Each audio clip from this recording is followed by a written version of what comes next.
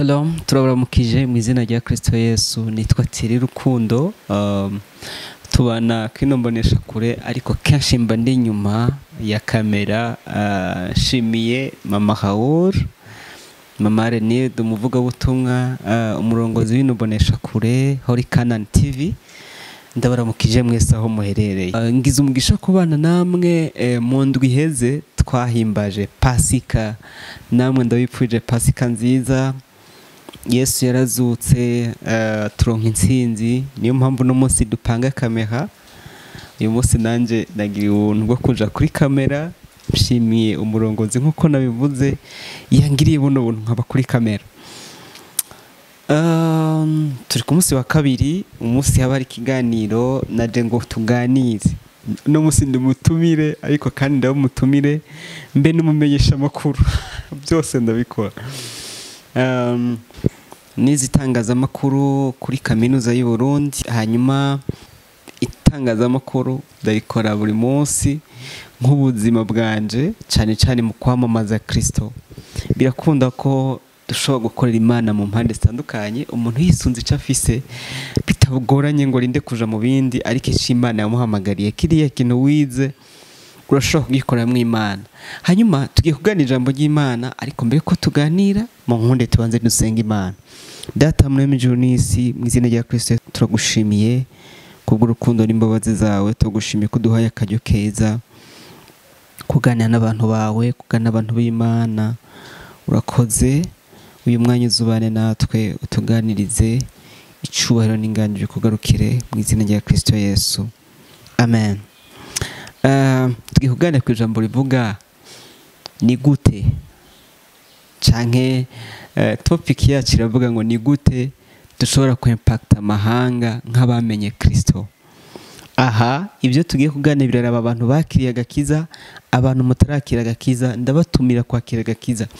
Niho hantu mu myaka mike maze canke myinshi maze kubona umuntu akaba mahoro, akumva aratuje. Mu isi Yesu yatubwiye ngo muri n'amayosho menshi ariko muhumuye nanesheje.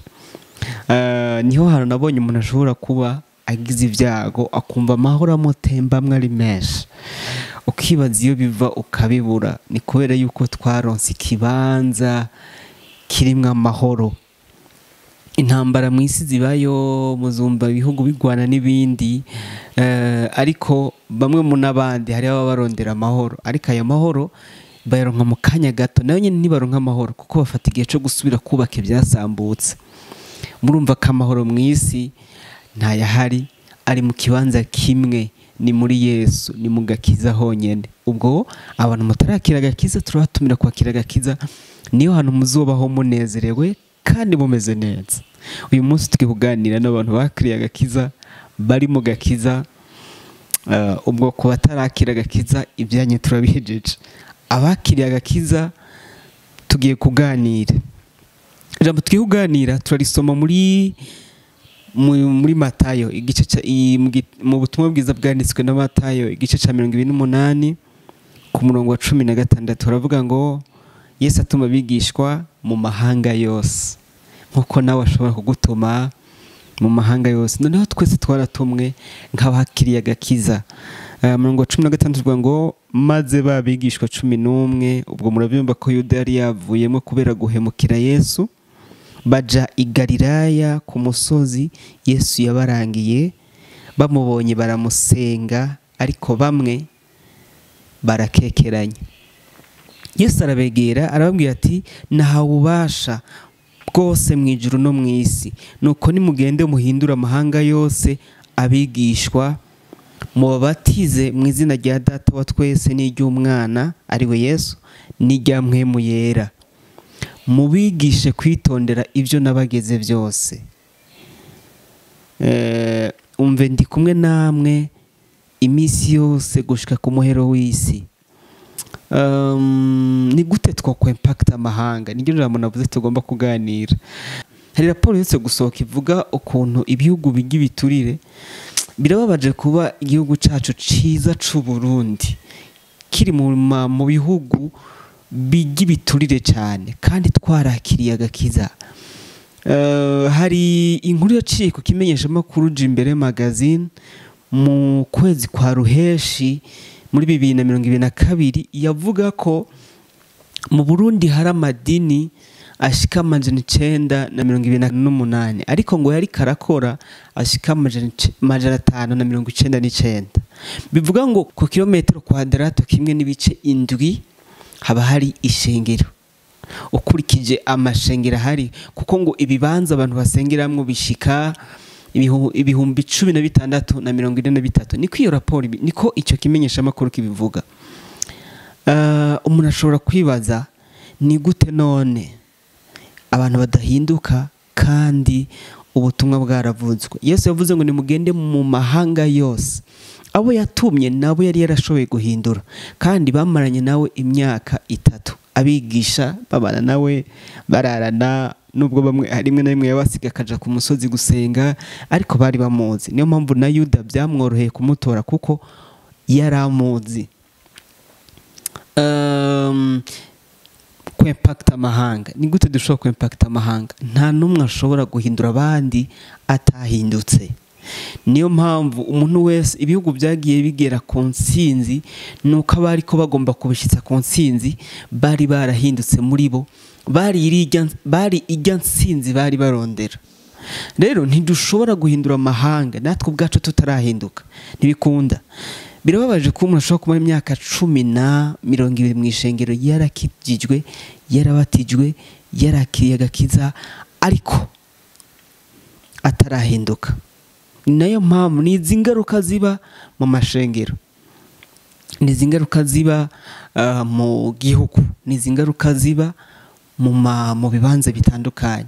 Kuko nimba abakristo barahindutse, nimba bakizwa bangana kuriya twabyumvise, nibaza ko ibice 70% n'abakizwa mu Burundi n'abakristo mu Burundi, ariko birababaje kuba amahanga tutarashobora ko natwe ubwacu ntidushobora guhindura abandi tutahindutse. Uzosanga aba missionnaire bava mu Burundi baje guhindura abandi kuvuga ubutumwa ari bake. Kubera iki? Abahindutse si benshi. Biradusaba ko twohinduka. Guhinduka ni gukora iki? Ni gukora kiriya kintu ijambo ry'Imana ribivuga. Hanyuma tumaze kuba abakristo buzuye, tugahinduka kuba buzuye mpwemu w'Imana, tugahinduka abantu birinda icaha gito na kinini, tugahinduka abantu bama ivyamwa byo kugororoka. Iyo usomye mu cete Paulo yandikiye abagalatiya, abigalatiya igice cya 5 ku murongo wa 19 kumanuka, hari ahantu Paulo avuga ku vyamwa bikwiranye n'abakristo. Yavuze ngo ndavuga mugendeshwe na mpwemu, niho mutadoshobora gushitsa iby'akameremere kifuza. Birababaje kuba bakizwa bakiganzwa n'intege nke, bakiganzwa n'ibyaha. Umuntu ashobora kuraba abapagana akaba ari habibona, ariko ugasanga n'abakizwa biracabarimo. Ibyo bintu birababaje cyane, birababaje cyane. Niyo mpamvu bidusaba guhinduka kugira ngo dushobore guhindura abandi. Inshengero ni nyinshi, sinzi igituma tudakizwa, sinzi igituma tutaba abakristo bashobora guhindura abandi. Igiturire, ubusuma, n'ibindi vyaha byokozwe n'abanyamahanga, ugasanga n'abakizwa barabikora abakristo. Ibyo bintu bikwiye guhinduka. Ntidushobora guhindura abandi natwe byitwa ko twakijijwe tutarahinduka. Biradusaba ko dufata ingingo yo kwakira agakiza, Yesu akaba muri twebwe, kandi twarahindutse. Birashoboka. Niyo tuzoshobora kugenda tukimpakta amahanga, abantu bakakira agakiza. Uburundi dufise amasezerano menshi. Imana yaravuganye natwe kizotugirira neza. Yaravuze kizodukoresha iby'ubuhizi. Yaravuze ko tuzogenda tukaba hakaka umuriro uzoza guhindura amahanga. Murabizi ko mu myaka iheze higeze kuba umuvyuro wazanywe na ba David Ndaruhutse, n'aba pastor yitahiye mu Burundi, n'abandi bene data bavuye Murenge baje batuzaniye ubutumwa bwiza, bene data baje bava muri Kongo baje batuzaniye ubutumwa bwiza. Barakoze cyane, bakoze igikorwa kidasanzwe, ariko harageze ko natwe twakirwa ubutumwa tugenda tukabuhishikiriza abandi. Mugabo tuzogenda tubushikiriza abandi kuko twahindutse. Iyo amazi adatemba aranuka. Ubutumwa bwiza twakiye dukwiye gutuma bushikira abandi. Satani yoye kutubesha, iyo kutwereka ko umenga nta ngorane, ingorane zirahari kuko ntituriko turashitsa icyo Imana igomba. Yavuze ngo Yesu yatubwiye ngo mugende muhindura abantu abigishwa banje. Bene data muri ko munyumviriza, nimba tutarahinduka guhindura abandi ntibikunda, kuko ico umuntu abiba nico azimbura. Kandi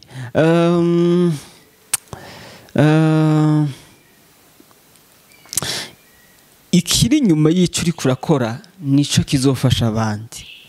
Nimba uhaye ikintu umuntu ukimuhanya ubugwaneza, buriya bugwaneza nibwo buzoshikira abandi, nibwo bugende bukimpacta umutima wiwe. Nimba abakozi Imana boga buri jambo ariko imitima yabo itarahinduka, kujya bari ku mutima nivyo badupactaja, nivyo badusangiza. Niyo mpamvu bidusaba ko duhinduka ngo duhindura abandi, bidusaba ko tuba ibyaremwe bishasha ngo natwe dushoboye guhindura abandi.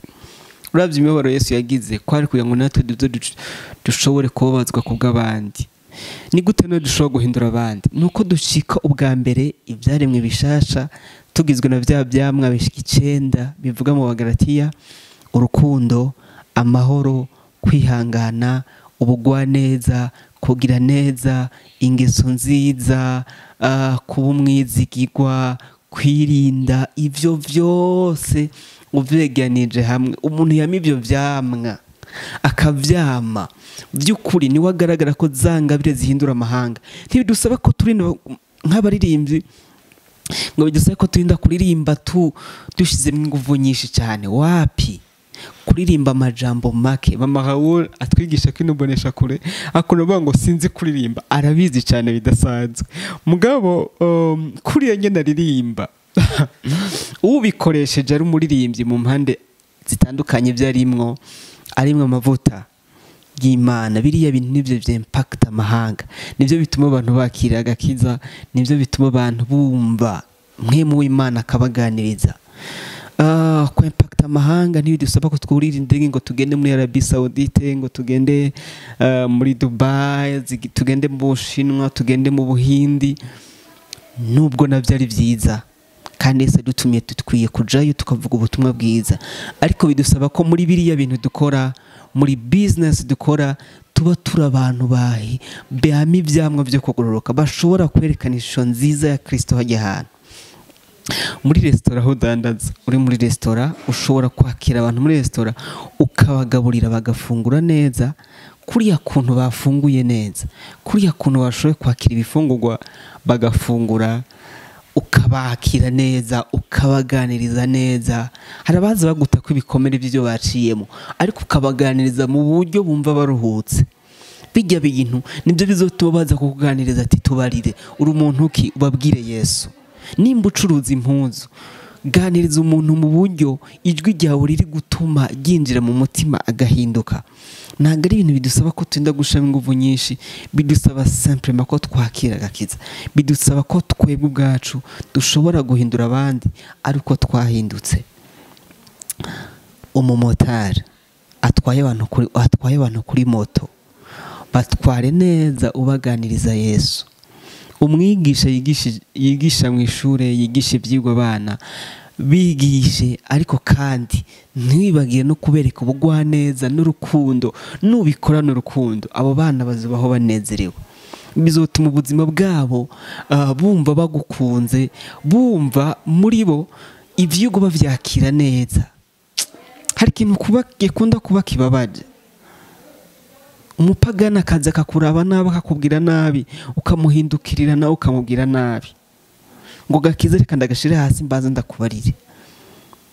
Yesu mu byamwa navuze byo kwihanga, mu byamwa navuze biranga bakizwa, harimo icyamwa cyo kwihangana. Kandi Yesu yavuze ngo hahigwa uwihangana gushika ku iherezo niwe azokira. Ndagushimiye wabanye natwe mwakina kiganiro, twako tuganira kuko twako impact amahanga.